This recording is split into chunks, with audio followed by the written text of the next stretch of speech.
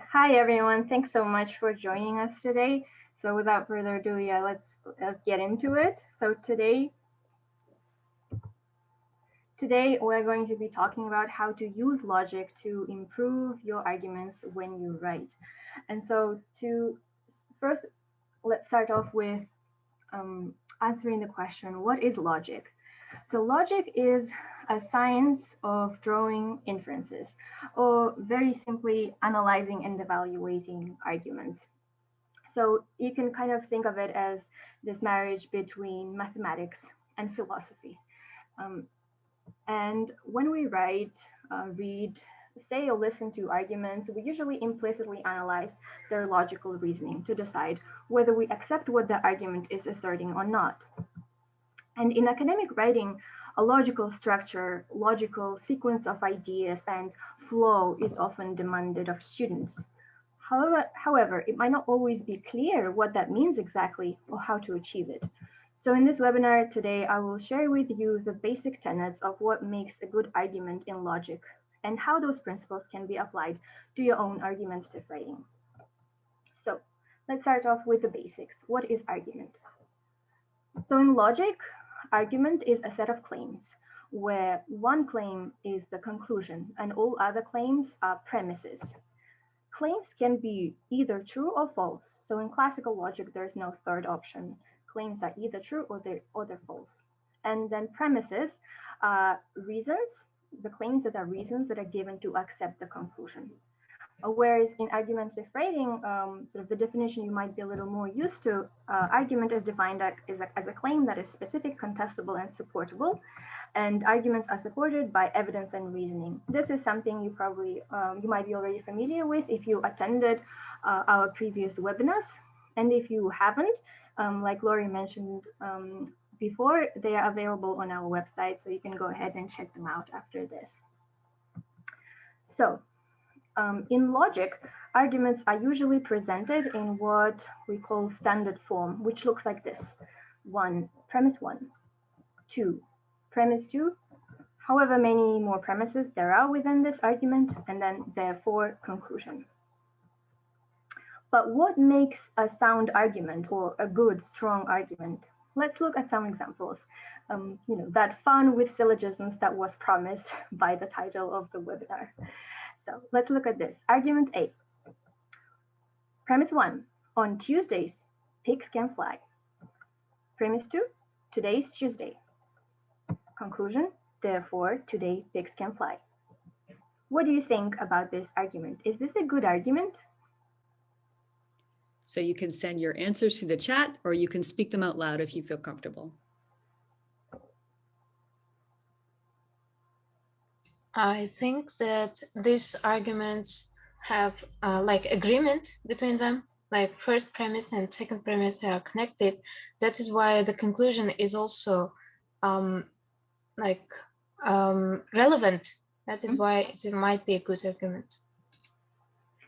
Yeah, thank you, Zofia. It's as you said, there is very explicit connection between the premises, and we see how it leads to the conclusion.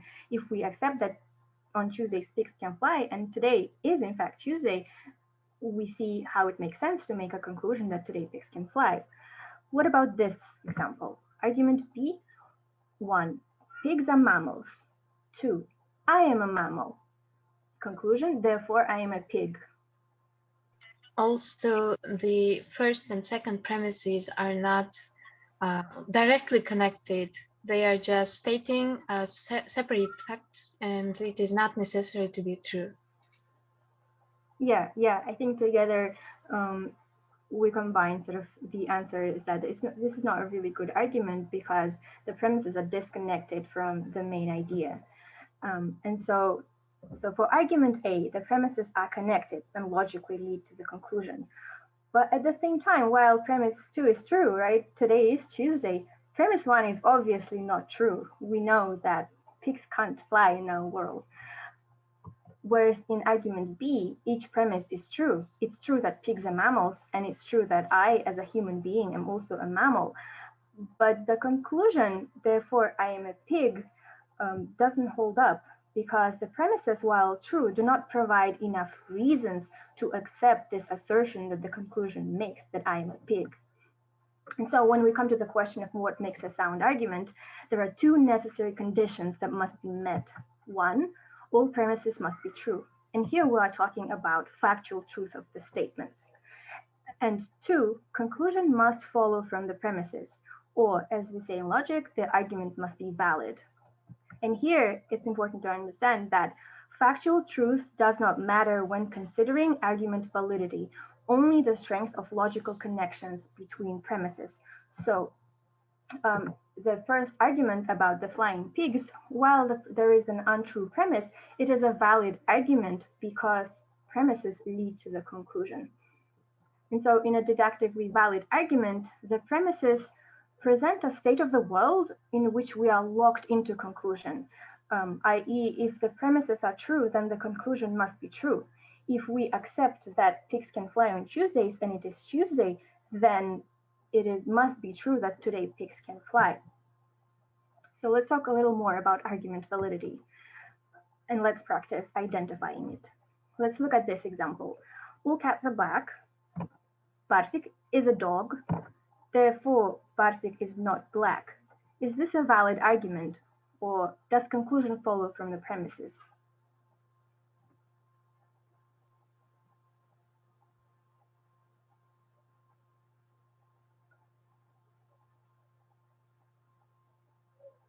Anyone can answer. Could you repeat this speech, please? Sure.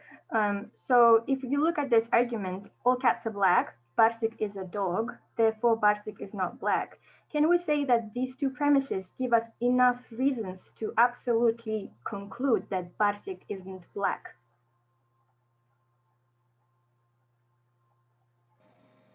No, it's a very odd statements. They make no sense. Makes no sense. Black, yes. We can't say that all of cats are black. Okay, and that's truth, right? That's the truth condition. The first premise is not true. However, we're only looking at validity here, right? We're not looking at truth. We're looking at, does conclusion follow from the premises?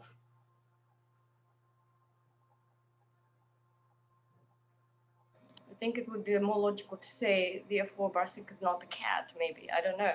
Barsik is a dog, therefore Barsik is not black. How are they connected? Okay, thank you. Yes. It's not valid. It's not valid. It's not valid. Yeah, thank you. It's not a valid argument. There is not enough connection between premises and conclusion. Conclusion doesn't follow from the premises, right? There are not enough reasons for us to accept that Barsik is not black.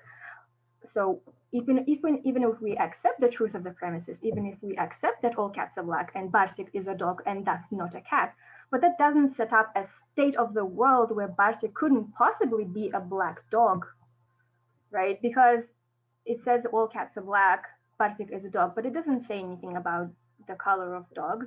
So this leaves a possibility that Barsik can in fact be a dog and black. So how would the premises have to be reworded for the argument to be valid? Either the first one or the second one, or maybe add a new premise. What could you change so that we can in fact arrive at the conclusion that Barsik isn't black?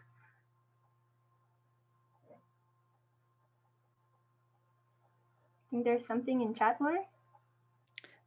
No, not yet. Okay. So you're asking them to change either premise 1 or premise 2 in order to get to the conclusion? Okay. Or add a new premise.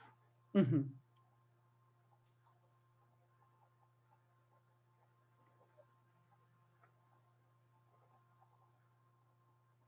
Can anybody think of one way to change this syllogism so that, oh, here we go.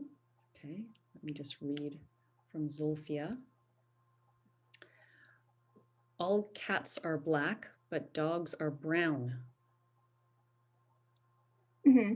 Okay. Barsik is the dog, therefore Barsik is not black. Barsik is not a cat. And then I think it should be fine. Barsik is not a cat. So if you follow the first premise, all cats are black, Barsik is not a cat. Therefore, Barsik is not black. That makes sense. that still leaves us a possibility, that still leaves us with a possible state of the world where simply all animals are black. Even if Barsik is not a cat, maybe all dogs are black as well. But if we go back to what Zulfia wrote in the chat, so there are two possible ways to change this. So for example, we can state only cats are black. Barsik is a dog, that's not a cat, therefore Barsik is not black, right? So if we, instead of saying all cats are black, if we say that only cats are black, that sets up a state of the world where Barsik, if a dog, cannot possibly be black. Or similar to what Zulfia suggested in the chat, we can say all cats are black, Barsik is a dog, and then we can add a premise that dogs and cats are not the same color, therefore Barsik is not black, right? We have to, so if an argument is deductively valid, the premises have to lock us into the conclusion. There should be no possibility left that the conclusion isn't true. Now, so far it might seem pretty abstract, right, these syllogisms. So how is it useful to us as writers? So in academia, and actually in other parts of our life too, we deal with arguments every day, in scholarly articles, in textbooks, in classroom discussions, etc. And all arguments do in fact consist of the basic premise conclusion structure, even if it's not always apparent. And being able to break an argument down and extract its premise conclusion structure can help you meaningfully interrogate its strengths. And you can do this both to your own writing and when analyzing other authors. However, we usually do not encounter arguments in standard form, right? Instead, they come in the form of sentences, paragraphs, essays, etc. So if we are looking to apply logic to strengthen our arguments, we should first identify premises and conclusion within text and rewrite the argument in standard form. For example, let's look at this sentence that makes a claim. Everyone should be a vegetarian because not only is it better for the environment, but also slaughtering animals is unjustified when we have other options to sustain ourselves. Now, we start with identifying and highlighting all claims that we see within this sentence. So there are 4 claims that we can identify. Everyone should be a vegetarian. It's better for the environment. Slaughtering animals is unjustified, and we have other options to sustain ourselves. So the first step is to simply find all the claims that you can see. Secondly, we need to identify which claim is the conclusion and which are the premises. Most of us actually implicitly read for an argument, but depending on the person and on the complexity and clarity of the text in front of you, it might not always be as apparent as just thinking, what's the main point of the author? So I'm going to give you a few tips to help with identifying the main point of a conclusion, right, if we're using logic terms. One, you can look for indicator words. So for example, therefore, so, thus, as a result, consequently indicate a conclusion, the point being made. Whereas since, if, because indicate a premise, a reason given to support the conclusion. So if we look at our example, we see, right, there is a because, everyone should be a vegetarian because not only is it better for the environment, so that gives us a clue that it's better for the environment is a premise. And also it's not in the text, but it's the second because is implied. It's not only better for the environment, but also because slaughtering animals is unjustified when we have other options to sustain ourselves. So looking at the words can kind of already clue us in that everyone should be a vegetarian is the conclusion, and the rest of the claims that follow are the premises.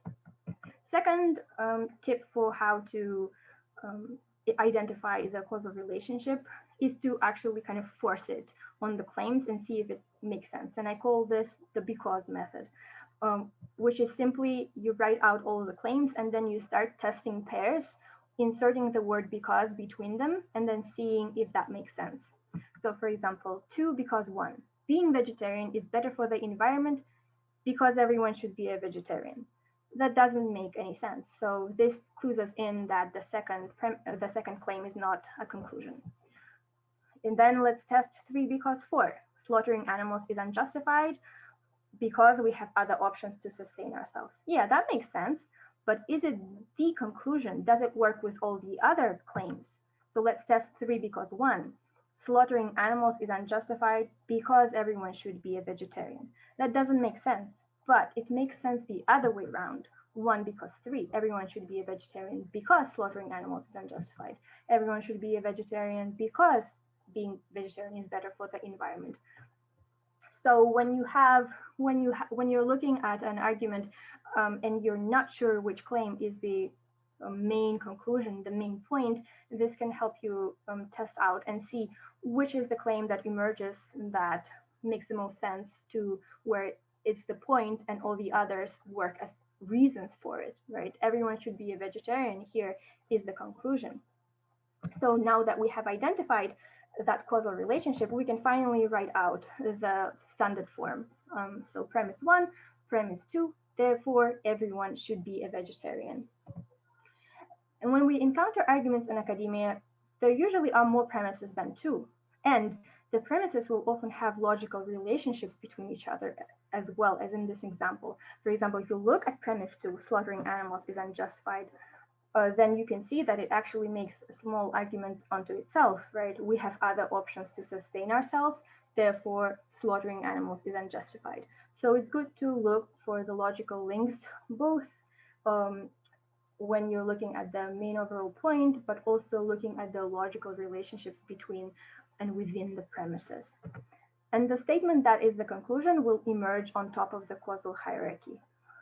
So like I already mentioned, other statements will make sense as the reasons for the conclusion, but not the other way around.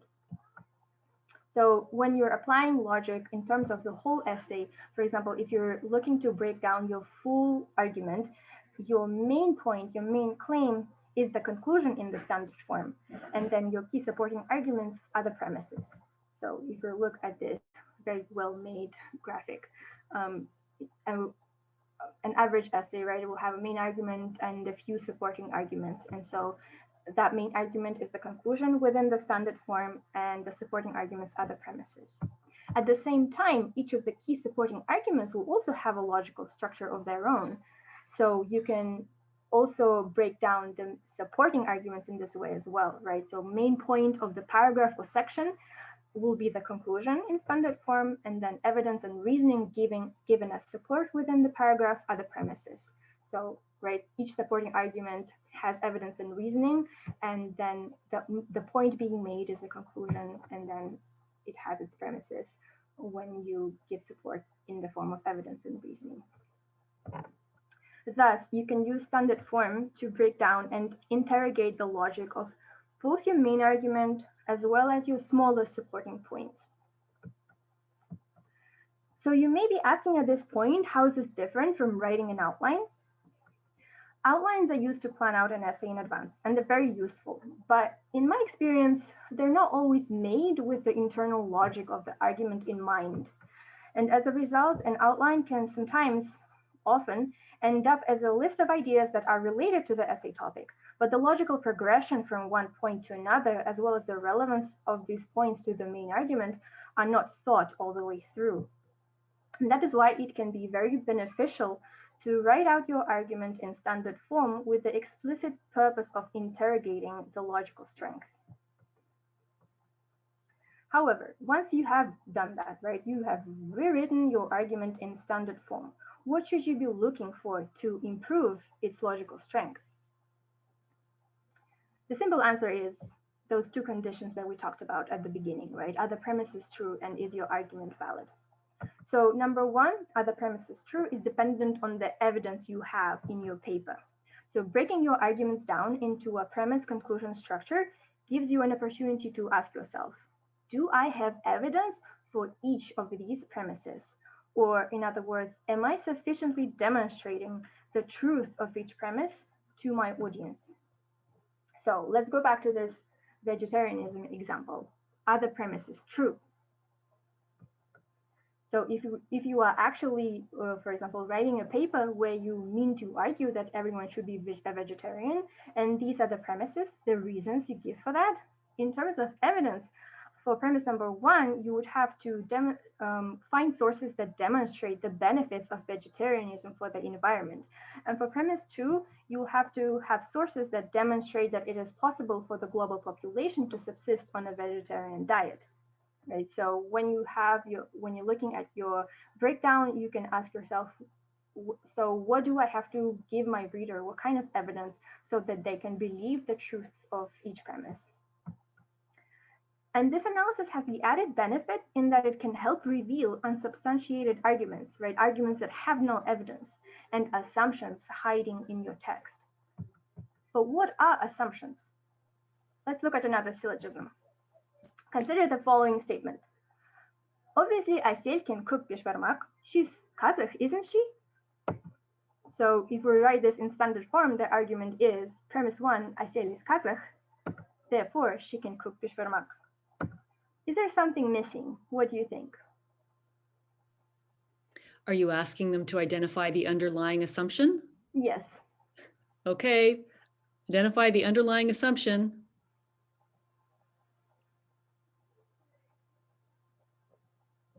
Well, being Kazakh doesn't mean that you can cook bishbarmak. I'm Russian, maybe I cannot cook something else, in my cuisine. I can eat it really well, but cooking Yes, that's not necessary. exactly. Thank you, Galina. So in this argument, there is an implied assumption that all Kazakhs can cook bishbarmak. So assumptions are implied premises that an argument relies on, but they are not supported with evidence, or they're not demonstrated to be true, or even explicitly stated as in this example, right? This statement relies on the premise that all Kazakhs can cook bishbarmak, but it's not given, right? It's not spoken out loud, nor is there any evidence for it. So that's what an assumption is. And to some degree, assumptions are unavoidable. We can't keep explaining every little point or we'll never be done. But it's important to be aware of them. Because if your reader shares your assumption, your argument will probably still be for them. But if your reader doesn't share your assumptions, then your argument breaks down. So let's go back once again to the everyone should be a vegetarian example. Do you see assumptions lurking in between the lines? And another way to help you think of this is think of what the reader has to already believe in order to buy this argument. What do you think?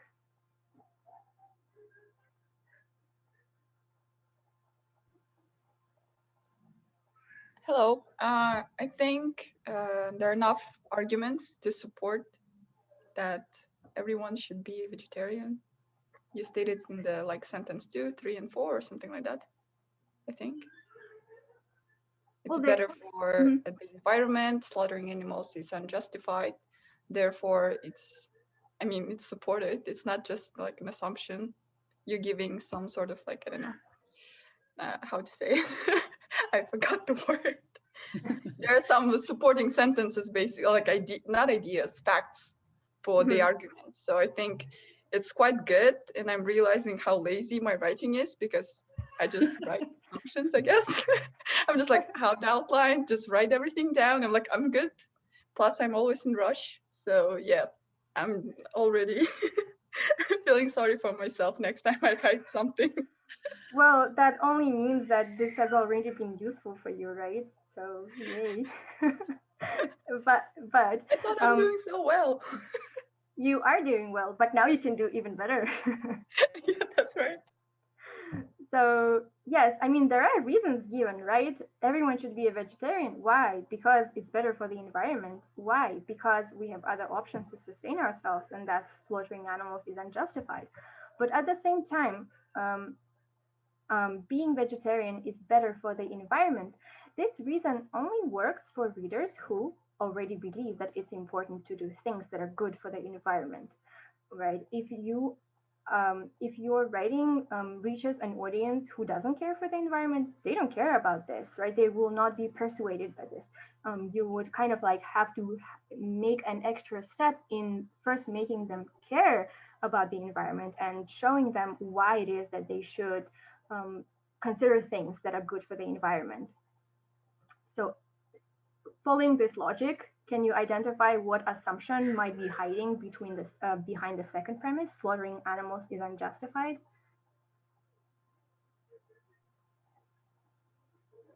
The readers have to be against cruelty, I guess.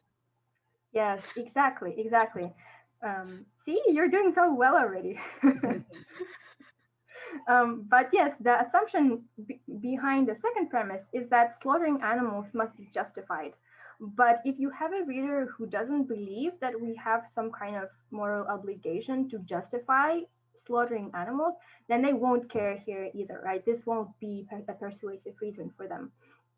So it's good to interrogate kind of your argument on this level, because if you're aware of this, then you can anticipate criticism and where it might be coming from, and in for which audiences your argument can fall apart, right? It does or won't hold. And you have sort of that option in front of you of whether to go that extra step and add more evidence and reasoning to support the assumptions, or maybe just accept that this is only for a certain audience, right? This, you are writing this only for people who already care about the environment. But in any case, at least um, in this situation, you are making a conscious decision, right? You are aware of the assumptions in your text, rather than sort of if you somebody criticizes you and you are caught by surprise that your argument actually relies on this assumption that you didn't think to defend. So okay, so you've thought about evidence, you've thought about assumptions. Now what about argument validity? When evaluating the validity of argument, to recap, you are checking to make sure that your conclusion or your main argument follows from the premises or the supporting arguments. In other words, that in your text, you are setting up a state of the world where your audience is locked into the conclusion, right? If you show that your premises are true and the audience accepts the premises, then they have to accept the conclusion as well. Now, as a small aside, in academic writing, we usually rely more on inductive reasoning rather than the deductive one, like in the syllogisms, which means that we always are left with the possibility that somewhere out there exists evidence or reasoning we haven't considered that would overturn our conclusion. However, the difference between deductive and inductive reasoning is probably a topic for a whole other webinar. But at the same time, that gives us all the more reason to evaluate our argument from every side and present our reader with premises that make our conclusion make the most sense. So as a final kind of activity and element of this webinar, let's consider the following outline for a potential imaginary essay. It's an amalgamation of the student outlines as I saw last week as I was consulting my 150 students about their essays, plus based on my overall experience working with students' drafts in the Writing Center. And before we begin, I want to give you a little bit of context. So the theme of our class, of my sections of 150, is defining and measuring intelligence, which means that in class this semester we have read several texts that critique the way our society defines intelligence and how we measure it, such as via IQ and other tests, and what are the consequences, right? Who is harmed, for example, by the way we define intelligence? Who do the tests leave out? Why do some people score high and why do some people score low, etc.? And so students write their first essay with a main argument constructed as a result of reading and analyzing this text. So hopefully this little bit of context can help you be a little bit more comfortable with the topic. So let's look at this potential outline. One, the student is planning to write an introduction, and their thesis statement is tests shouldn't be used in education because they leave students unprepared for real life. That's the main argument. And then the point that they want to bring up first is that tests cannot measure a person's intelligence. The evidence the student is planning to use for this is studies that show that scores on tests correlate with socioeconomic status, which means that students from wealthier families on average score higher, and students from poor families on average score much lower. Now, the next point that they want to bring for the essay is that tests give people an unhealthy relationship with their intelligence.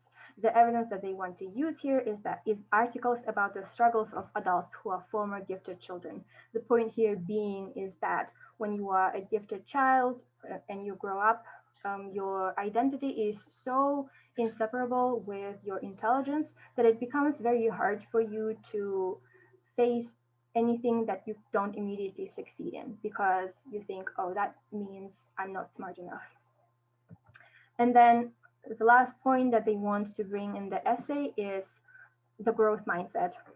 Growth mindset is a concept coined by psychologist Carol Dweck, and basically it means if you have a growth mindset, you view challenges and difficulties as opportunities to improve, right? So when you fail at something, you think, oh, I can work harder and get better at this, instead of being like, oh, I failed and thus I'm stupid and I'm going to be miserable and I'm not going to try again because that's too scary, right? So the last point is growth mindset helps children become more resilient and unafraid of challenges. And then the student is planning to write a conclusion.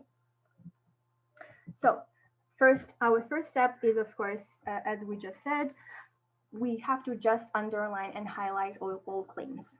So here they are, right? We see the claims being made. Tests shouldn't be used in education. Tests leave students unprepared for real life, and the 3 points that the student is planning to make in the essay. So that's step 1 accomplished. We have identified claims. Second step, we determine a causal relationship. Now, of course, when you are dealing with your own outline, it's much easier to identify what the main argument is because you usually know. And because we know that the thesis statement is tests should not be used in education because they leave students unprepared for real life, we know that that's the conclusion. So that's helpful. Now, finally, we rewrite in standard form. And now we see there are 3 premises and then the conclusion being made. Therefore, tests should not be used in education because they leave students unprepared for real life. At the same time, notice the because in the conclusion. This gives us a clue that there is an argument within the conclusion, right? Tests leave students unprepared for real life. Therefore, tests should not be used in education. Why is this important to look for arguments within arguments? This is important because, while the main point of this imaginary essay is that education systems shouldn't use tests, tests leave students unprepared for real life is given as the overall reason as to why tests shouldn't be used in education. And that means that if you're writing this essay, your readers would expect you to demonstrate throughout the essay how tests leave students unprepared for real life in order to accept your proposition to stop using tests. So keeping that in mind, we can write a second standard form where the conclusion is tests leave students unprepared for real life so that we can check are our premises actually sufficient for our readers to accept our conclusion that tests leave students unprepared for real life. Now we can ask, does conclusion follow from the premises, i.e., have we established and convincingly demonstrated a state of the world where tests leave students unprepared for real life? What do you think, looking at this standard form? So are you asking them to look at numbers 1, 2, and 3 and see if it logically leads to the conclusion? Okay. Mm-hmm. Yeah, some ideas about validity.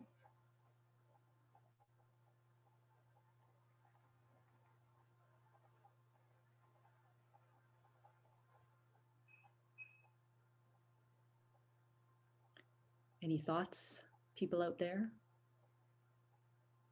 It is contradictory.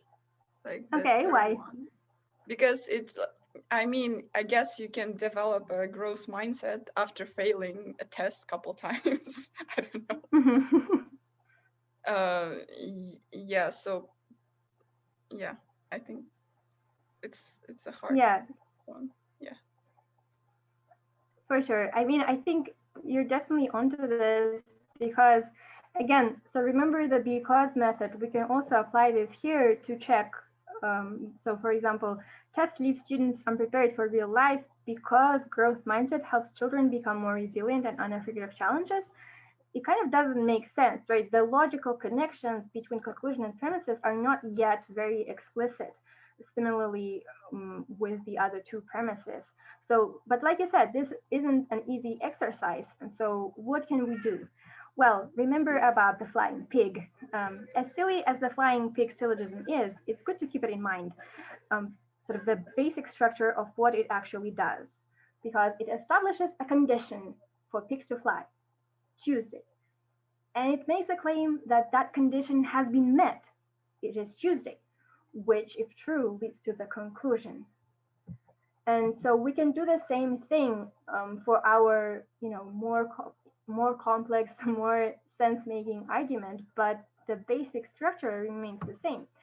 However, since our example makes a negative argument, right, tests do not prepare students for real life. We can imagine an inverted structure. Pigs can fly on Tuesday. Today isn't Tuesday, therefore today pigs can fly. Or, and now this is me getting the most abstract for this webinar, we have to first state a condition for X to happen, right? A condition for something to happen. And then we have to make a claim that that condition has not been met. And therefore, X does not happen. Now, what is X in our example, right? Test, if we look at the claim, tests leave students unprepared for real life. What are we looking at, whether it happens or is not happening?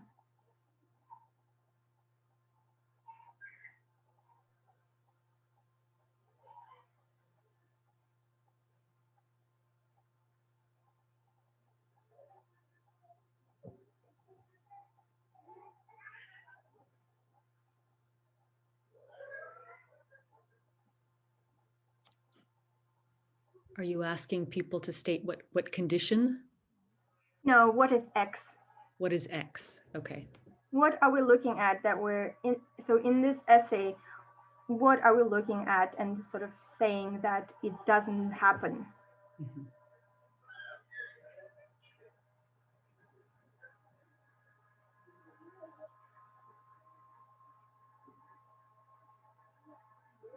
Okay, it's fine. I'll just give the answer. The X here is students being prepared for real life, right? This is what we're looking at. We're looking at, so we sort of the basic logical structure here would have to be, we have to demonstrate to our readers what's the condition for students to be prepared for real life as a result of their education. And then we have to demonstrate that an educational system that uses tests does not meet that condition from premise one. And then we can convincingly make the argument that students are left unprepared for real life as a result of an education system that's focused on tests. So we have established what X is. Now, can we see the condition?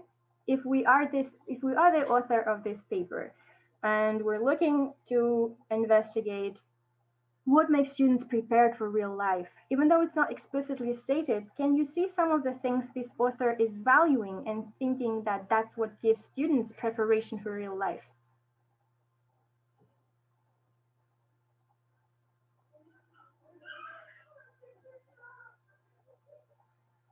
Maybe growth mindset.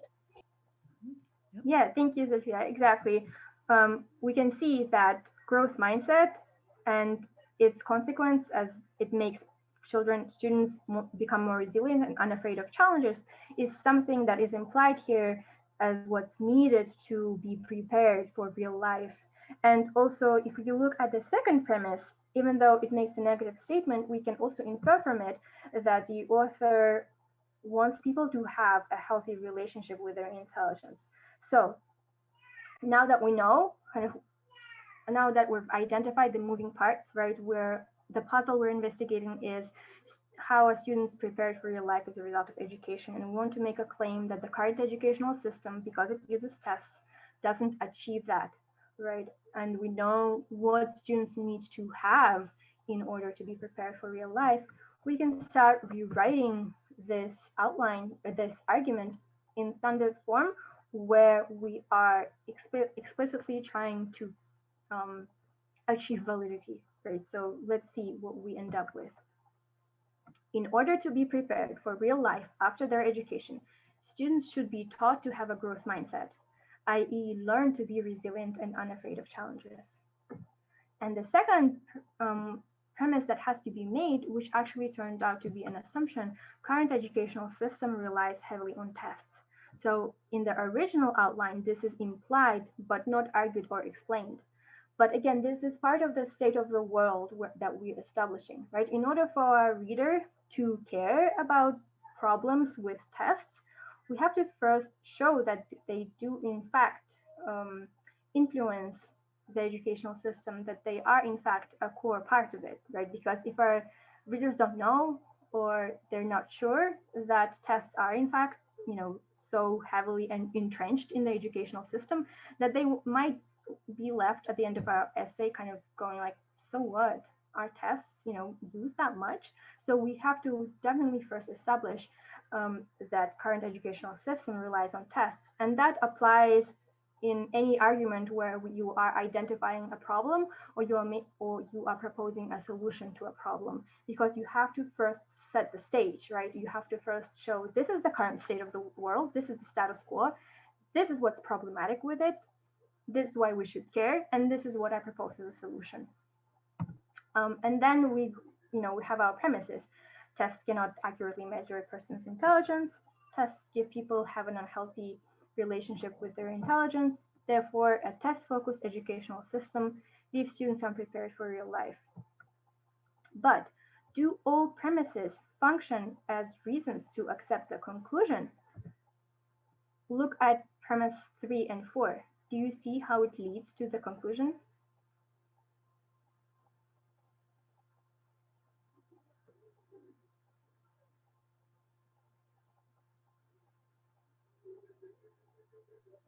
Well, it doesn't concern all people and not all educational systems, not all tests. So generally speaking, all tests, maybe some of them are really good and they do measure intelligence, like IQ tests, for example. These are very general statements that need to be supported by evidence. Yes, which test specifically? You are correct, but at the same time, this would fall under the truth condition, right? So again, like if we're imagining that we're writing this essay, we definitely have to provide, as you said, sufficient evidence to actually claim this, but that's the truth condition. But what about the validity, right? If we imagine that we do have sufficient evidence, do the premise 3 and 4 lead logically to the conclusion?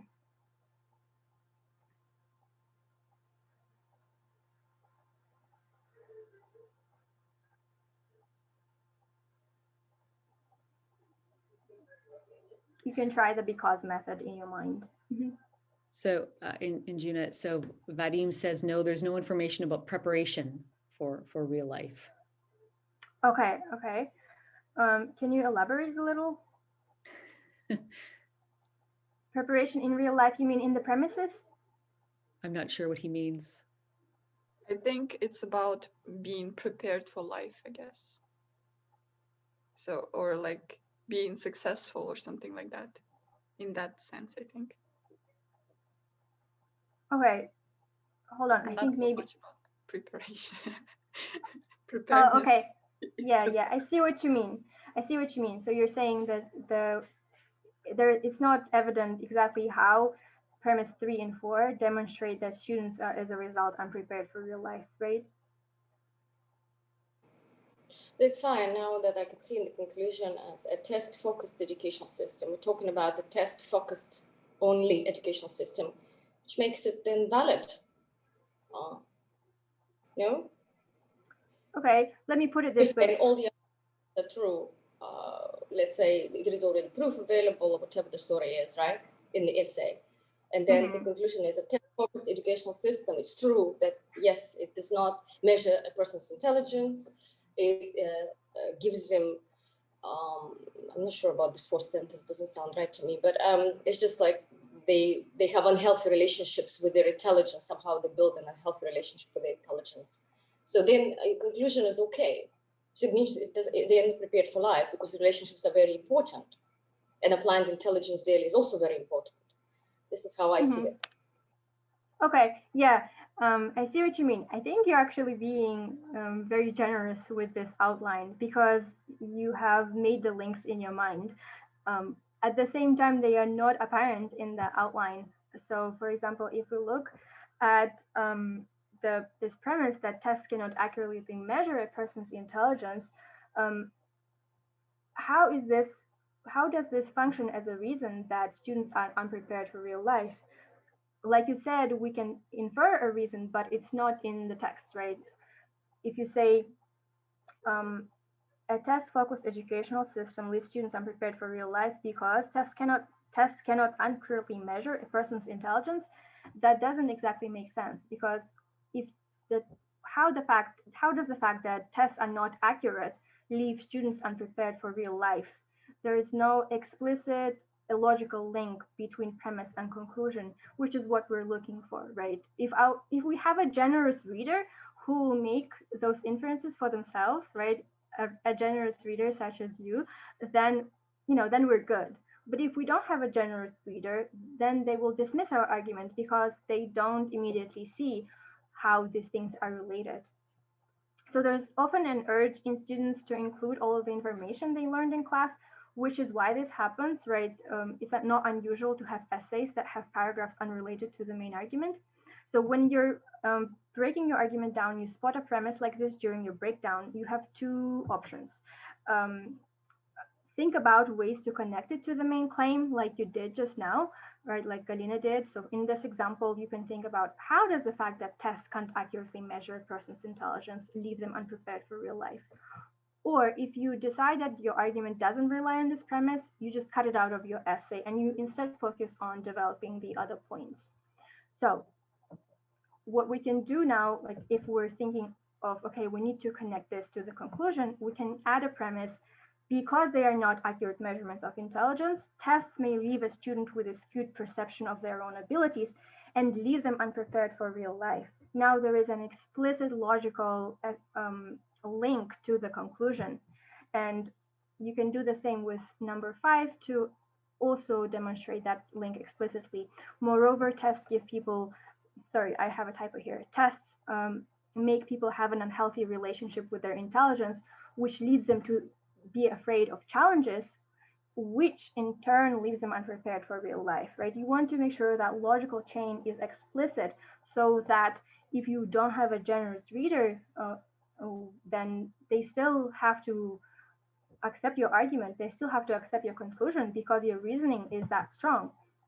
And then we're left with our conclusion: a test-focused educational system leaves students unprepared for real life. And the added benefit of strengthening the logic of your argument in this way is that it can also help you write stronger transitions between paragraphs, i.e. achieve coherence, right? So if transitions between paragraphs depend on internal logic of your ideas. So for example, you can already see how when you have written a paragraph about how tests can measure intelligence, how to write that transition, right? You state, well, because tests are not accurate measurements of intelligence, they leave students with a skewed perception of their own abilities, and then write this paragraph on how a distorted perception of your own intelligence leaves you unprepared for real life, and so on and so forth. Like having these logical links very apparent and explicit gives you that opportunity to write really strong topic sentences and concluding sentences. And also, as was mentioned in the beginning, you can also check the logical strength of every premise to ensure each paragraph is cohesive, right? So for example, if we have that third point that tests cannot accurately measure a person's intelligence because they depend on external factors, such as socioeconomic status, right? And we know we need to write this paragraph. We can think in the same way how to establish that state of the world so that the reader accepts our conclusion, right? And we have this evidence that studies show that test scores positively correlate with test takers' socioeconomic status. So we can start with stating tests don't measure general intelligence, but rather how well prepared you are for the test in question. And even IQ tests that are purported to measure raw intelligence test the level of development of certain cognitive skills.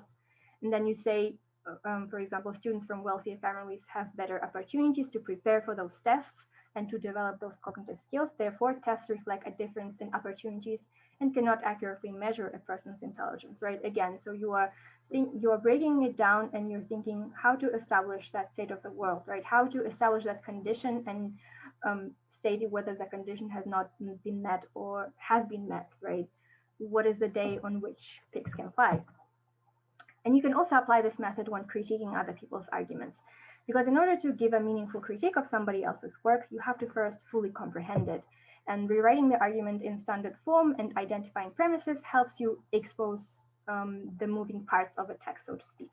And after this, you can interrogate the truth of the premises, validity of the argument to help you write a thorough critique that deeply engages with the author's text. So I hope this has been useful. Thank you for your attention and participation. And are there any questions?